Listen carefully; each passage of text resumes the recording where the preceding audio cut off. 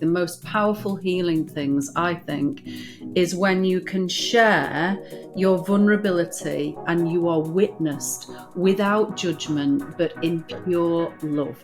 And nobody trying to give you any advice or fix it. Before we dive into this week's episode, let's talk about a brand we both genuinely love, Cytoplan. You've probably heard us mention them before, and that's because their supplements are next level. Yes, Cytoplan has been part of my routine for a while now. They just get it when it comes to health. Their whole approach is rooted in science and totally in tune with nature. Exactly. Their formulas are bioeffective, which basically means the nutrients are in forms your body actually recognizes and uses properly and at the appropriate levels. Cytoplan is used and trusted by health practitioners across the country. Their formulas are developed by nutritional therapists and backed by over 3 decades of clinical insight. You really can feel the quality when you take them. Plus, it's not just about what's in the bottle, it's the mission behind it too. Cytoplan is 100% owned by a charitable foundation, which means everything they do is about helping people live well for longer. It's not about trends or quick fixes, it's about real, lasting health. That is so wonderful to know. And whether it's our energy, perimenopause, menopause itself, sleep, immunity, or just staying on top of your health, they've got you covered.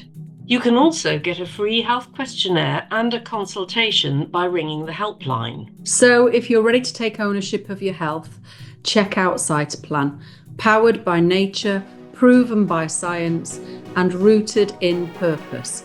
We'll pop the link and an exclusive 15% discount code in the show notes. Hello, I'm Caramellas. Hello there, I'm Dr. Rosy Daniel. You've just tuned in to Alive and Loving It, and we're here to help you bring joy and energy back to your life. Hello there. It is so lovely to be here with you again. Oh, these Wednesdays that we record, Rosy, they are the highlight of my week. They really are. It's so good to see you again, Rosy.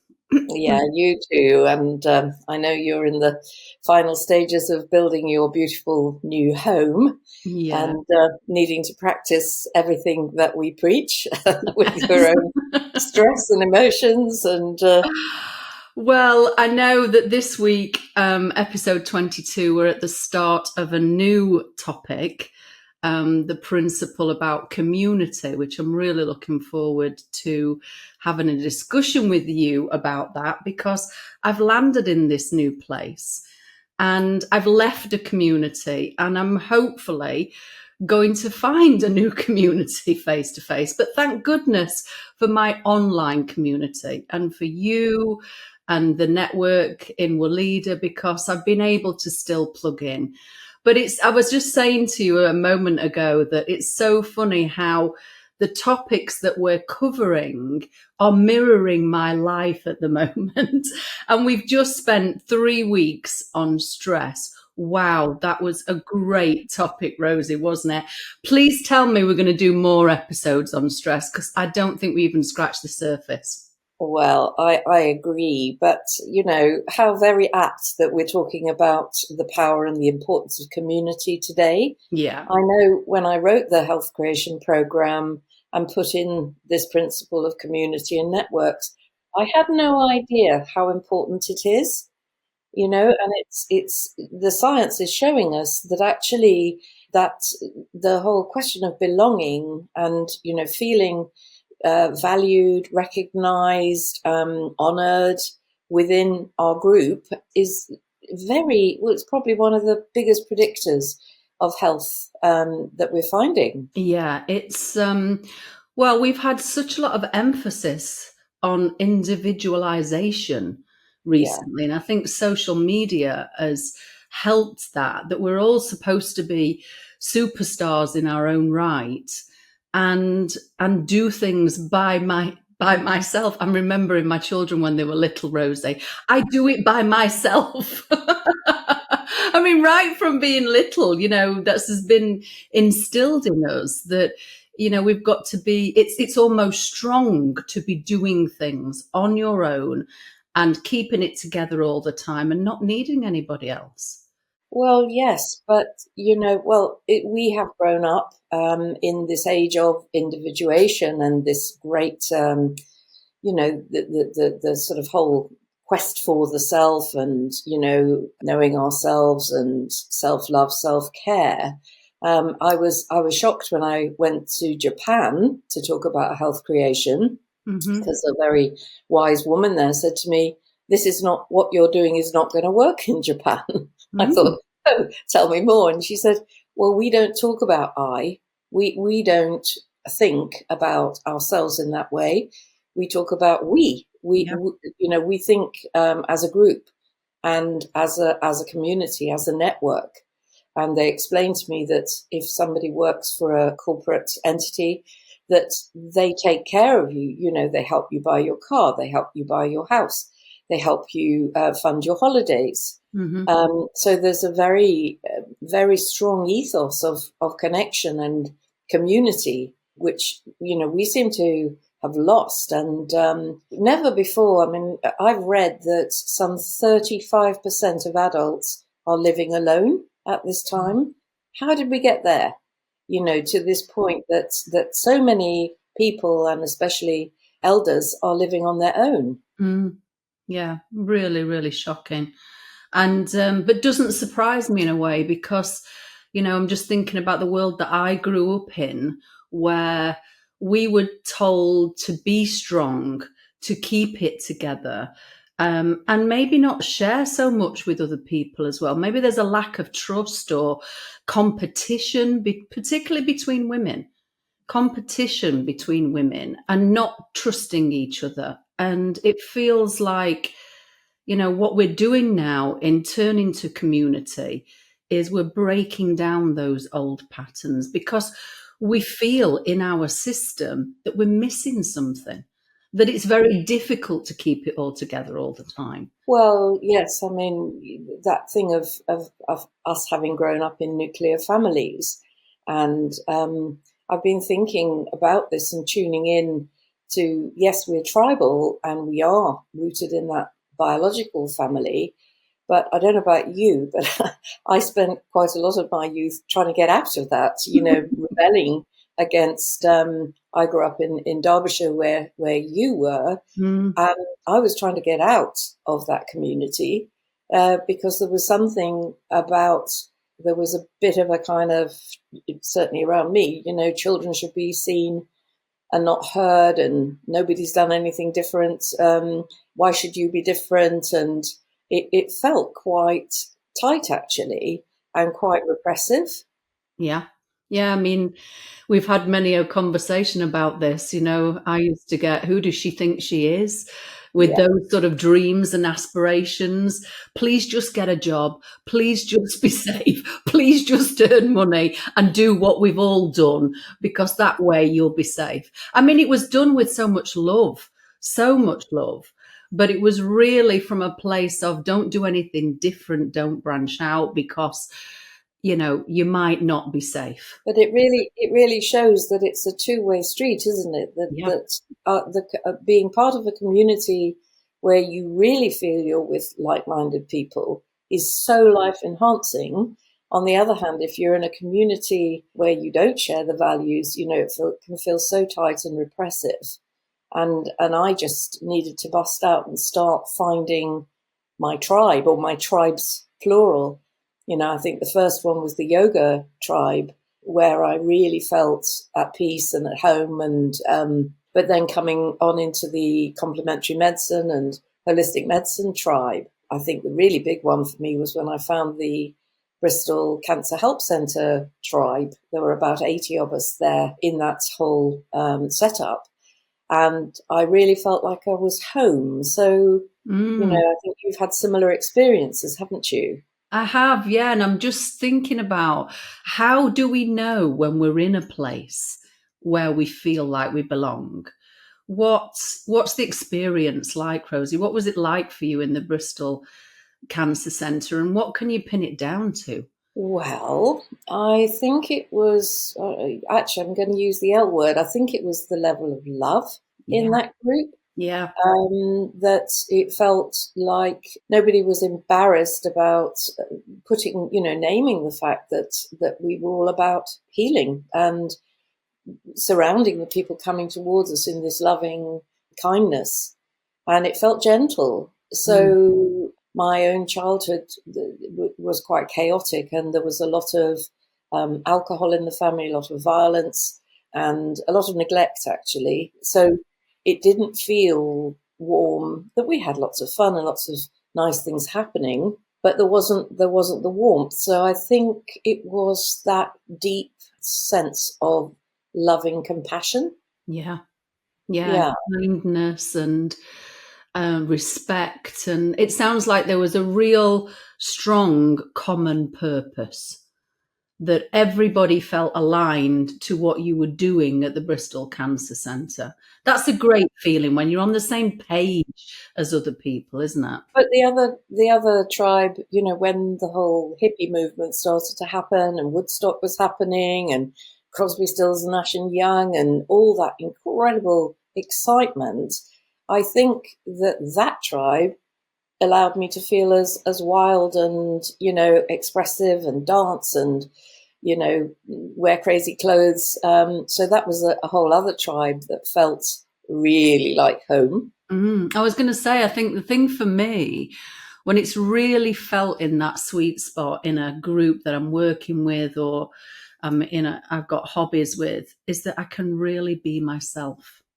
That I can truly, I don't need to mask, I can say anything, I can do anything, and I still belong. I mean, I think that's a test for me. I think I do sort of like go into groups and go into community and almost experiment with it a little bit. That can I really be myself and still be part of this? And I think we're at that stage now with communities where we don't have to all be the same. We don't have to think the same or look the same, but we need to be able to be this individual person, but still belong. I mean, there's been a huge evolution here, Rosie, I feel.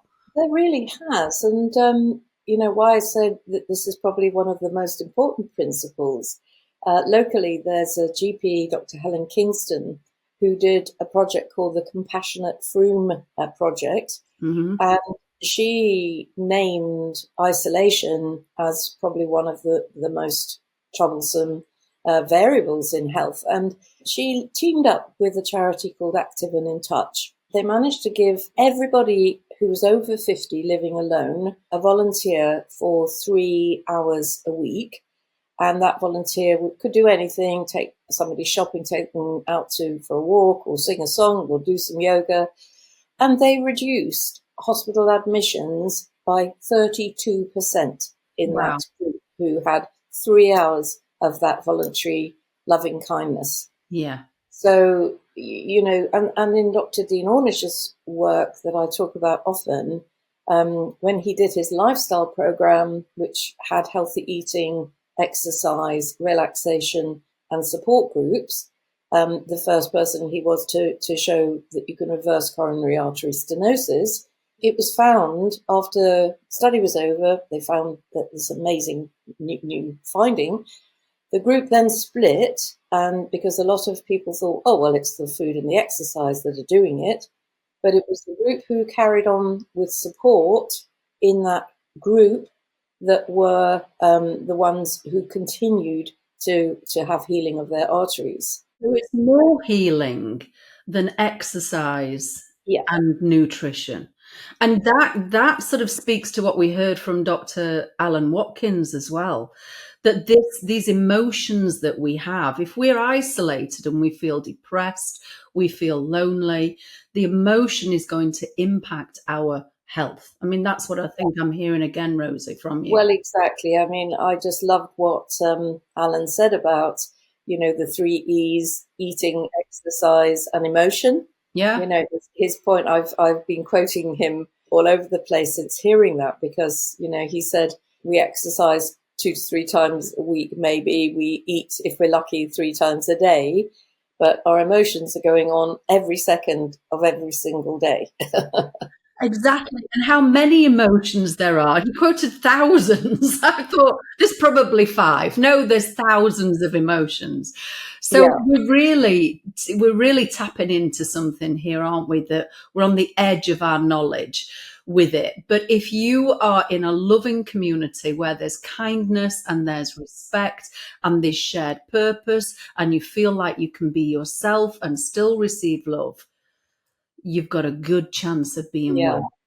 Well, the very first study I saw that pointed to this it's called the Rosetta study, Mm-hmm. and it was a group of Sicilians living in America, and they had 5 times lower heart disease than the people around them.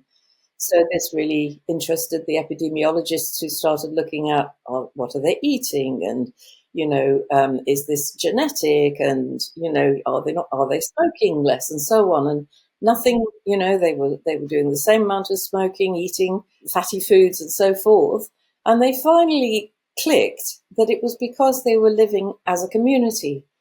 And as well as eating together and praying together and they did this big sharing thing with the money. But they also, if anybody was in trouble financially, they would bail each other out. So people had a security net.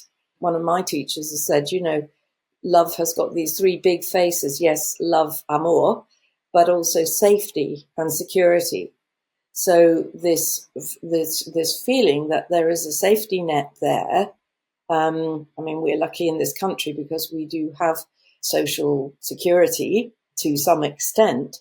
But I really loved, I think it's in Alaska and possibly Sweden, where everybody gets a minimum wage and they're not living in fear of financial ruin. Yeah. You would think with all this money sloshing around in the world that if we could actually share and not be living in that financial fear, how great would that be? Wonderful. Let's keep dreaming, Rosie. Let's keep having that intention, love. Yeah, well, we should be able to sort that out. Yes, but Absolutely. tuning into this question, I think you just put your finger on it actually about when communities work and when they don't work. It was very zeitgeist in the 60s and 70s, people coming and moving into communes. But so many times it messed up and got conflicted and difficult. And I heard Bishop Harris on Thought for the Day the other day saying about communities that were sort of ruined on the rocks of ego. When there were people with strong personalities and trying to dominate, and of course we hear of cults and places which are very much about the charisma of a given person. But what I've come to realize is that the communities that work is where there's a unifying higher purpose or belief or ethos or rituals or practices, that where people drop out of it being about me and move into that connection, that whatever the unifying thing is that brings that group together. Yeah. We definitely have that in Walida. And I'm not as involved as I used to be in the network, but all of the women that are in the Wellbeing Advisor Network believe in natural wellness, and they learn about this company that works in harmony with nature and puts people and planet before profit. And everybody that learns that higher purpose and the good that that's doing for the planet and the good that it's doing for people, it's an instant connection.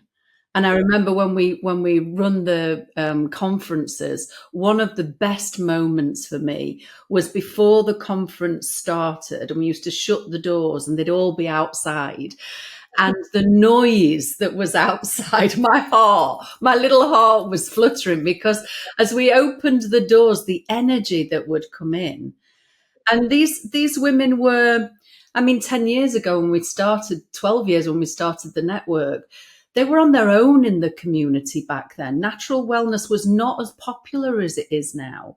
So in their communities, back in their villages, their towns, they were often the odd one out, daring to speak their truth about a higher purpose. And then they'd come together at the conferences and find their tribe, and the strength. I used to say it was like coming in and plugging into source, getting your, your fuel tank filled up, and then it gives you the confidence to go out back into the world when you're saying something that is not the trend in society. Well, yes, and look at the extreme of that, witches getting burnt at the stake and people being rejected and pushed out. And I remember hearing about in Aboriginal culture this idea that the elder could do something called pointing the bones at somebody who had, sinned against the group or nature, whatever. And I heard that an otherwise fit young person could die within 24 hours of having the bones pointed at them, because the belief was so strong that they call it a social death, that it turns into a physical death. Yeah, wow. That can happen. And boy, we've been pretty nasty to each other, humans, haven't we? Yes, in we terms really, of really have. pushing people out. Well, you mentioned the witches, they were women that were killed, and some men. And my beautiful friend Callie White in the Lake District put an amazing expedition on, talking about the fact what it did to women's psyche, that we're still holding in ourselves this like fear of being pointed out and just exiled from the group, and then danger of your life, that we're still carrying that. So what we do is, if there's a fear of not fitting into a certain group, we change ourselves. We dampen ourselves. We fit in. We try to fit in. And all the time we're not being true to ourselves because it feels unsafe. Well, it is very strongly pointing towards the idea that we do come in with a soul and with a soul memory, and there's a part of ourselves that does know who we are, because why would we feel that we don't fit? And you asked what it was at the Bristol Centre. I had a moment when I was travelling down through France, and I went into this beautiful abbey, the Abbey de Fontevraud, which is not far from Lyon. And there's a church there, which is, there's no actual physical altar, but the spire above the point of the altar has got windows going all around it. So there's always, because there's so much sun in France, a puddle of light. As the sun moves around the spire, there's a puddle of light on the floor. And I went from that beautiful space into the cloister, and up in the rooms up above, somebody was playing a beautiful violin piece, and it cracked my psyche open, and I had a memory of, whether it was there exactly or another such place, of being in a sacred community, and that what we did was to do everything in perfection to reflect the glory of God. So whether we were stitching a stitch, growing a plant, making a loaf of bread, playing our violin, it was completely that sort of as above, so below, that was our role. And so, in a monastery, or you're living in a community of like-minded people. So I think when I found Bristol with this group of people all in this healing way, that felt very, very familiar to me. So, that's another whole question mark, isn't it? What we feel about it is, because life. There's a knowing within us. We know when we haven't got community. we're feeling something and we're calling it here, we feel like we don't belong. And we know when we have got community, and what we're saying in our limited vocabulary about it at the moment, because it's a really new topic, is that it's something to do with receiving love. But actually, what binds that group is not everybody thinking and being the same, and that's very different, but individual people who have a common purpose, which is usually a higher purpose, which does good in the world, which serves the human race, which serves the planet. And this is, we're talking a lot about Dr. Alan Watkins, who recently did the episode on stress and emotional regulation. I think when he works with his leaders, his game plan is to get them into what he would call their higher intentional framework. So, okay, yes, you're a leader doing jolly well leading this company, but let's just step out to the look at the power of what you can do, what you can achieve as an individual and as a company. But it's also making me think about the reason I went to Japan was to work with the Japanese Jo-Rei Society.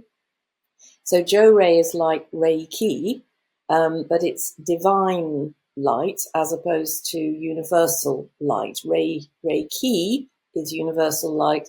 Jo-Rei is divine light. And that they have a group of 1 million members. Wow. And I think they have 2 million in Thailand and 5 million in Brazil. So, so I was thinking, well, is this a cult? Well, the really interesting thing was their founder, Mr. Mokichi Okada, gave them such a simple recipe for life, which was having the right relationship to nature, the right relationship to beauty of thought, word, and deed, and the right relationship to spirit, in that they give each other healing every day in families amongst the children give the elders give, the daughters, etc. And he died, funnily enough, the day I was born, Mr. Okada. But they have this incredible bond with their group, but they all live in community. They work, they earn money, and they're regular people in community. They're not living in a group, and neither is anybody trying to take their money or influence them or seduce them sexually, or these other things that you hear about in the cults that have gone horribly, horribly wrong.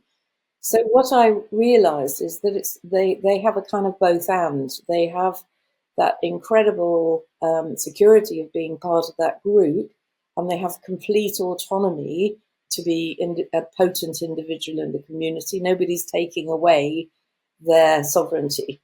And I think, as we've discussed this, it's making me feel that these days we have that best of both worlds, because we can find our tribes and get our sense of being known and cherished and valued, but we can also stand in our individual nature. Yeah, and be true to ourselves, which is where we started the whole podcast.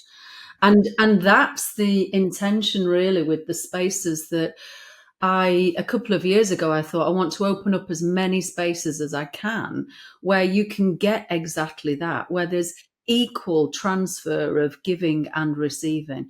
Because how many groups, how many leaders have we seen, Rosy? And I'm probably guilty of this myself, where we take on too much responsibility. And I'm the leader of this group.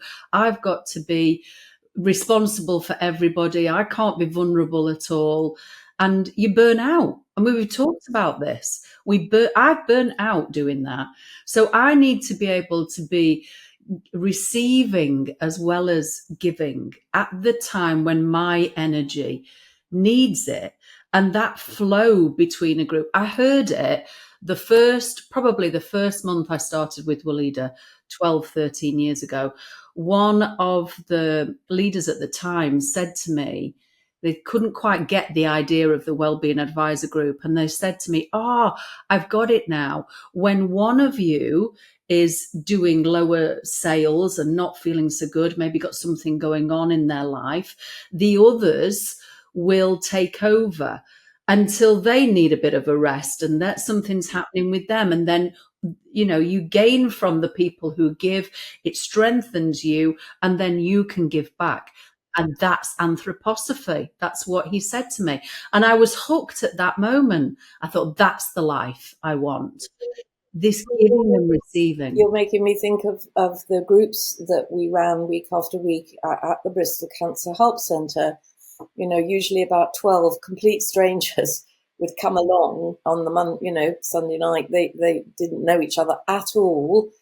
By Friday, they were like brothers and sisters. They were so close and so tight. And the power of the group in that context, where people were coming together because of a shared experience of this cancer diagnosis, and the degree to which that earthquake had shattered their confidence and the life they thought they were going to have. Yeah. But the bonding through that commonality in those groups was incredible.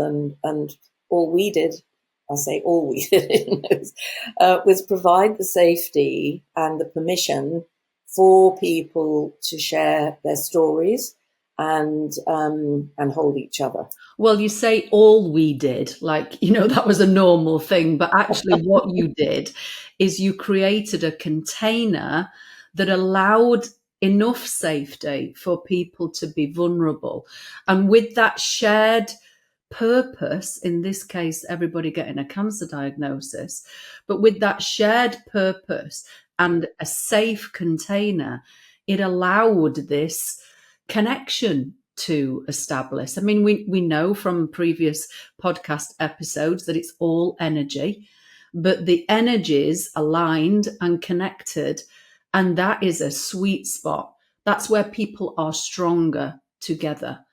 And I think it really takes brave leadership to be the one that goes, do you know what, this week I'm not so good and I can't hold the group and somebody has to take over. And, I feel I've got that with you because of the week where I wasn't feeling very well with Alan Watkins, and I couldn't have stayed in my integrity and come into the podcast and been poorly. And, the team stepped up and I've not been exiled. I'm still loved.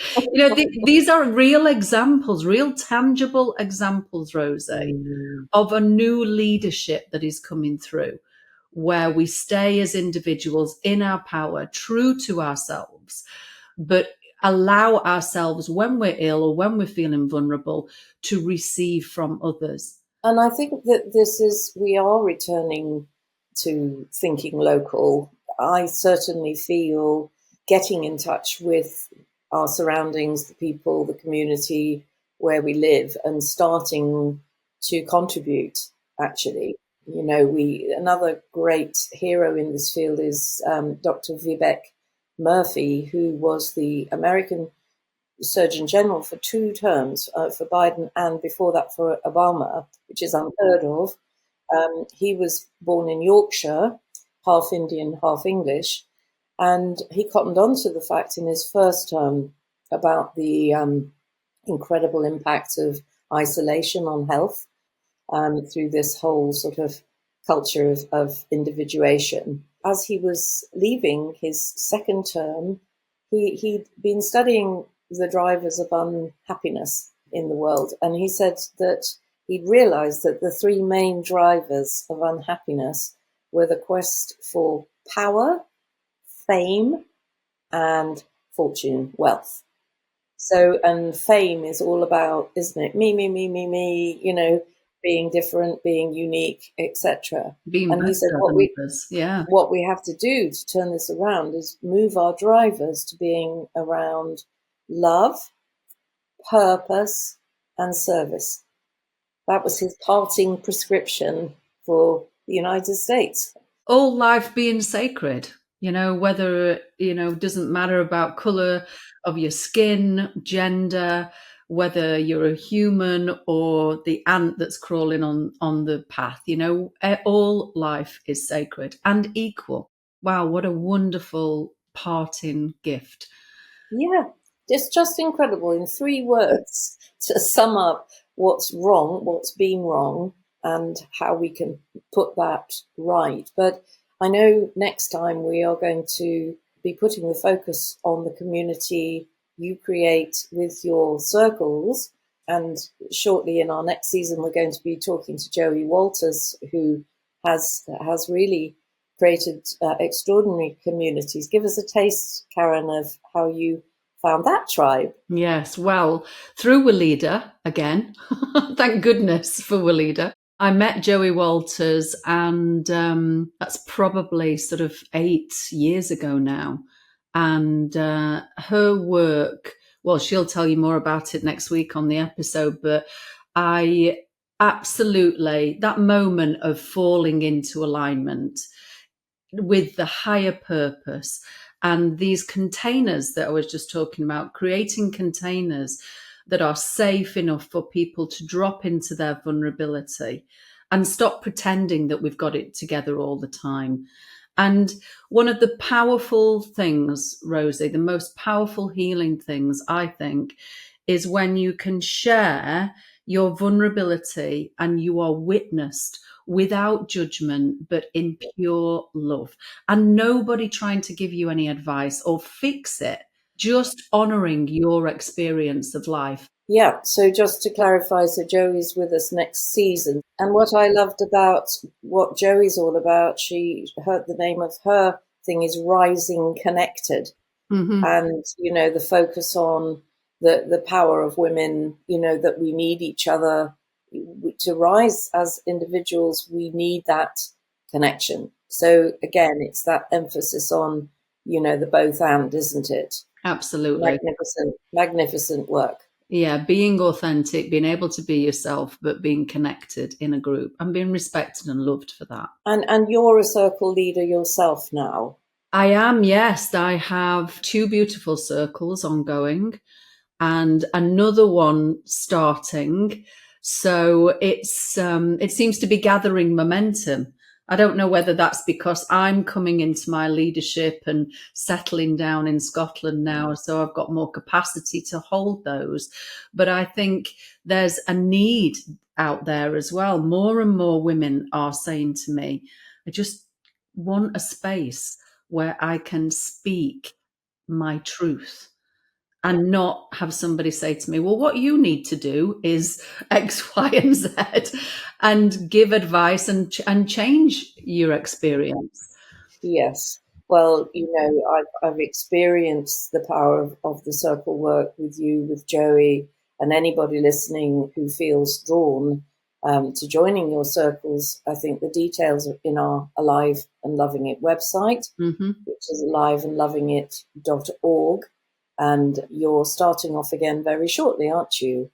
Yes, I don't think it'll ever stop now, Rosie. I think, we're just doing our part of a bigger wave where communities are coming back together and recognizing differences and bringing in kindness and love. I mean, I'm so inspired by my children. My youngest is living in Brighton at the moment and he's getting involved in something called Gig Buddies, which is right up her street. So this is a volunteer group who, if you want to go to a music gig, you can ask for a buddy who will go with you so that you're not on your own. And honestly, as soon as she saw that, she was like, yes, that is right up my street. I'm going to be somebody's gig buddy. So there are so many beautiful communities, aren't there, that are coming up that are not for profit, not about making money, but are there for other people to feel this connection. And how lucky are we, that you and I can connect. You're in Scotland, I'm in Somerset. We can jump online. I've got a group of trainees at the moment studying health coaching for people with cancer, and they're dialing in from all over. this country and from other countries. So this finding our tribe, we have the potential to have it all, to be very local and connected to our communities, and reach out into these beautiful communities worldwide. I think it's saved me over the last 2 years while I've been traveling, being able to get in online and still feel, I mean, it's not better than being face to face. Face to face is wonderful. And, I know that you're going to be flying up to Scotland soon to see me, just so we can have a hug, and then I'll send you off again. But I think it's saved me over the last 2 years, being able to have this human connection through the technology. It can be done. So I just want to say that, really, because there might be somebody that's feeling isolated, that's feeling alone, that lives away from physical people or is in a new place. And I would encourage you to search out online groups as well. I mean, first of all, be part of the Alive and Loving It community. Log on to the website. We'd love to hear from you. We get so many messages every week through the contact page. And then we've got comments coming in on YouTube, and on Spotify and on Apple Podcasts. So please send us your messages and we respond. We respond to as many as we can. But where's this going to take us, Rosie? I mean, we've got events planned for next year, and, we just feel like we're doing our part in connecting people together. And we've got so much love, we've got to share it around. Yeah, and also we're saying hello to those listening in America now. Yes. That's our news that we haven't broadcast yet, that we are now part of a radio station going out in Atlanta, Georgia. Yeah, every Monday at lunchtime. So hello to all of you who are listening. Please send us your feedback and say hello via the website page, because it's great to receive it back, isn't it, Rosie? We give out so much love. It's just amazing to feel it back. So, wow, what a great episode to this amazing topic of community. We've got 2 more on this subject coming up over the next couple of weeks to finish season 2. Wow. And a bonus episode with our amazing jeweler, Emma. Just have a look in the marketplace. There's Emma's fantastic jewellery, and we're going to hear her story too.